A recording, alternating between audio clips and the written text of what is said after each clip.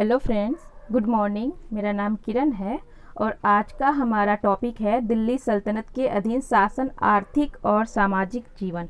इसमें संपूर्ण सल्तनत काल के सामाजिक आर्थिक जीवन को देखेंगे और प्रशासन को देखेंगे।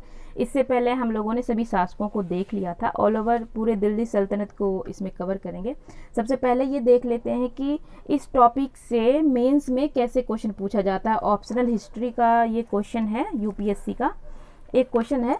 दिल्ली सल्तनत की भू राजस्व प्रणाली और न्यायिक प्रशासन की संक्षिप्त विवेचना कीजिए। इसमें टोटल सल्तनत काल में जितने भी शासक हुए और अपने अपने समय में उन्होंने भू राजस्व और न्यायिक प्रशासन के लिए क्या क्या ऑल ओवर वो समझना है, वो देखना है, और तभी हमारा आंसर होगा जब हम संपूर्ण सल्तनत काल को अच्छे से देखेंगे। हमारा नेक्स्ट क्वेश्चन है मेंस का, ऑप्शनल हिस्ट्री का। दिल्ली सल्तनत काल की स्थापत्य कला के तकनीकी और शैलीगत विकास को अनुरेखित कीजिए। जैसे कि इस काल में आप देखेंगे कि यहाँ पर इंडो इस्लामिक संस्कृति का विकास हुआ, मेहराब शैली, और जो भी सल्तनत काल में स्थापत्य में विकास हुआ उन सबसे रिलेटेड आंसर लिखना है इसमें। एक और क्वेश्चन है, सल्तनत कालीन राजस्व के सिद्धांत का परीक्षण करते हुए विभिन्न सुल्तानों के काल में इसमें आए परिवर्तनों की विवेचना कीजिए। राजस्व सिद्धांत के बारे में देखना है कि उनका राजस्व सिद्धांत कैसा था। और एक और क्वेश्चन है, सुल्तान के काल की इक्ता व्यवस्था मुगलों के अधीन जागीर व्यवस्था से किस प्रकार भिन्न थी। तो सल्तनत काल में हम सबसे पहले इक्ता देखेंगे।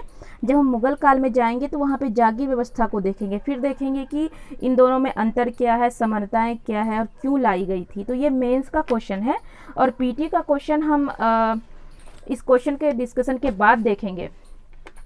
तो हमारा सबसे पहला क्वेश्चन है, तुर्कों ने किस शासन प्रणाली का विकास किया। आंसर है केंद्रीकृत प्रणाली का।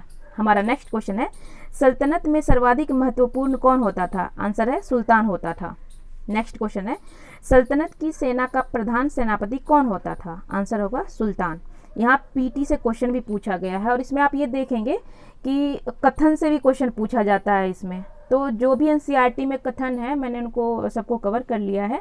बाकी एक बार आप पढ़ते टाइम ये ज़रूर ध्यान रखें कि मेंस में किस तरह से पूछा जाता है और पीटी में किस तरह से, और जो मैचिंग वाले क्वेश्चन होता है मिलान कीजिए, तो उसको भी ध्यान रखना है। हमारा नेक्स्ट क्वेश्चन है, सल्तनत प्रशासन में सबसे महत्वपूर्ण व्यक्ति कौन होता था। वज़ीर होता था। ये जो सुल्तान होता था उसके नीचे होते थे ये। और कभी कभी ये होता था कि जब सुल्तान कहीं और युद्ध करने के लिए चले जाते थे तो ये सारा उत्तरदायित्व वज़ीर को सौंप के जाते थे। तो आगे के काल में धीरे धीरे देखते हैं कि वज़ीर का ना बहुत ज़्यादा इम्पोर्टेंस बढ़ जाता है और धीरे धीरे इनमें और भी ढेर सारी शक्तियाँ इनको दे दी जाती है। तो हमारा नेक्स्ट क्वेश्चन है, सल्तनत काल में दीवान ए अर्ज विभाग का संबंध किससे था। आंसर होगा सैन्य विभाग से। हमारा नेक्स्ट क्वेश्चन है, दिल्ली सल्तनत के किस सुल्तान के पास सबसे बड़ी स्थायी सेना थी। आंसर है अलाउद्दीन खिलजी के पास। और सबसे अधिक क्वेश्चन इसमें आप देखेंगे बीपीएससी, यूपीपीसीएस में भी और यूपीएससी में यहाँ से क्वेश्चन आता है। नेक्स्ट क्वेश्चन है, इब्न बतूता कब भारत आया था। आंसर है 14वीं शताब्दी में। हमारा नेक्स्ट क्वेश्चन है, इब्न बतूता किस सुल्तान के दरबार में 8 वर्षों तक रहा। आंसर है मोहम्मद बिन तुगलक। इनसे तो आपको पता ही है कि मेंस और पीटी में क्वेश्चन आपको पहले भी मैं दिखा चुकी हूँ किस तरह से आता है, तो इनको कवर करना बहुत ही ज़्यादा ज़रूरी है। हमारा नेक्स्ट क्वेश्चन है, भारत में स्थापित तुर्क राज्य का स्वरूप क्या था। आंसर होगा सैन्यवादी और कुलीन तांत्रिक। हमारा नेक्स्ट क्वेश्चन है, किस शासक ने सल्तनत काल में इक्ता को वंशानुगत बना देने की नीति अपनाई थी। उत्तर है फिरोज शाह तुगलक ने।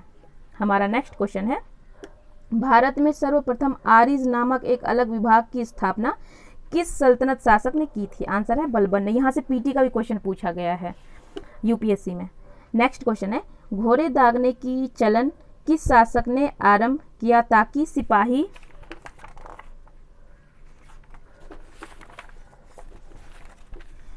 घटिया दर्जे के घोड़े को सेना में ना ला सके। उत्तर है अलाउद्दीन खिलजी।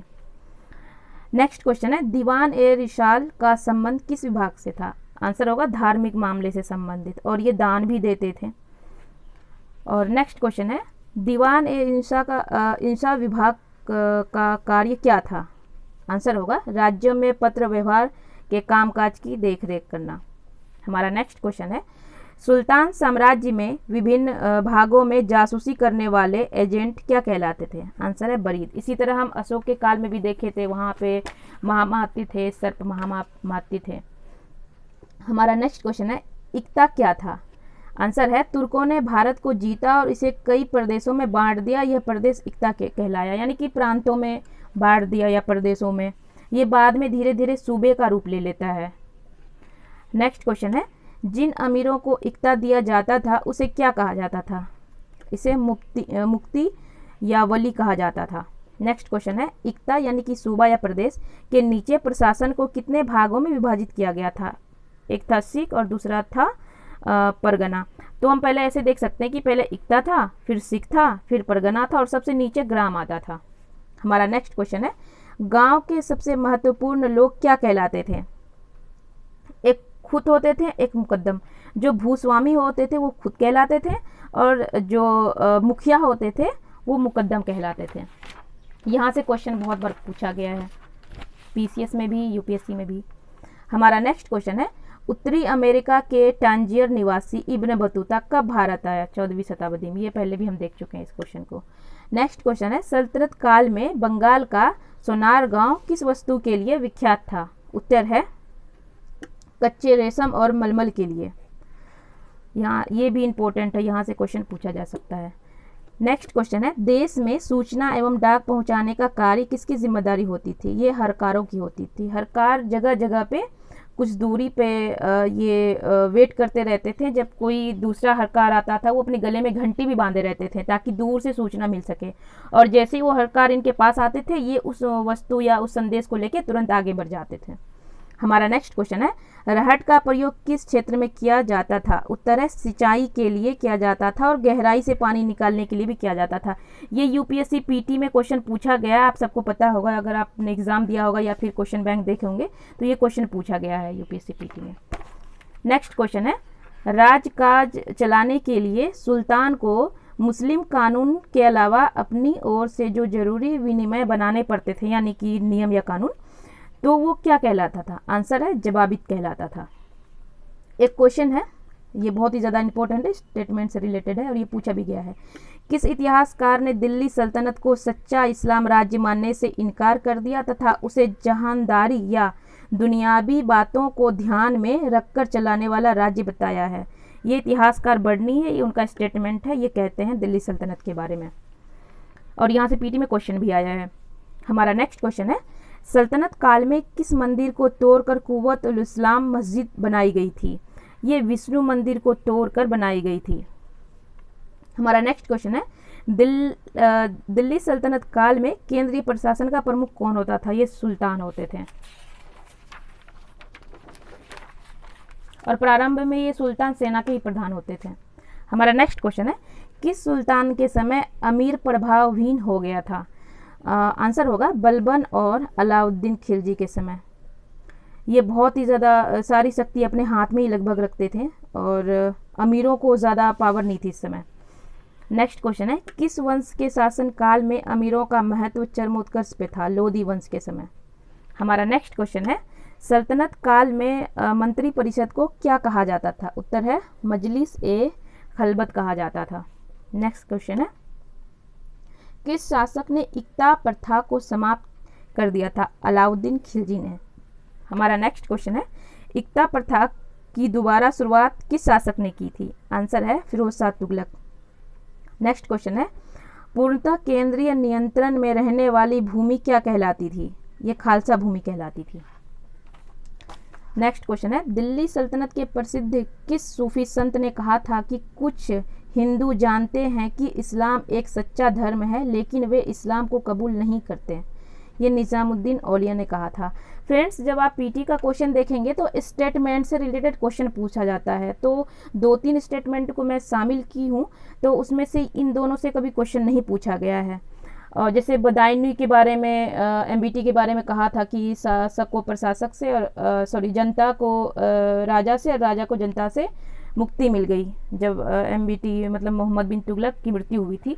तो इस तरह से जो क्वेश्चन पूछा जाता है स्टेटमेंट पे UPSC में स्पेशली ये पूछा जाता है। तो मैंने इन दोनों को शामिल किया है। अभी तक यहाँ से क्वेश्चन नहीं पूछा गया है, हो सकता है कि आने वाले एग्जाम में यहाँ से क्वेश्चन आए, तो इस स्टेटमेंट को आप याद रखिए। और इसे भी एक और स्टेटमेंट है, किस इतिहासकार ने यह कहा था कि हिंदू धर्म इतना प्रबल है कि हिंदुओं के खिलाफ बल प्रयोग का उन पर कोई असर नहीं होता।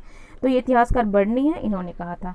फ्रेंड्स, तो हम लोगों ने टोटल 44 क्वेश्चन इसमें देखा। अब ये देखते हैं कि UPSC में किस तरह से क्वेश्चन पूछा गया है इस टॉपिक से रिलेटेड, पूरे सल्तनत काल से।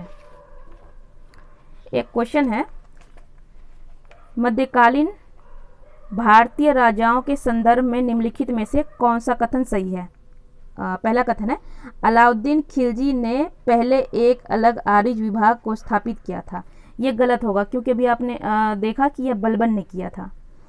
एक और क्वेश्चन है, बलबन ने अपनी सेना के घोड़े को दागने की पद्धति शुरू की थी, ये खिलजी ने किया था, तो गलत होगा। मोहम्मद बिन तुगलक के बाद दिल्ली की गद्दी पर उसके चाचा बैठे थे, नहीं ये भी गलत है।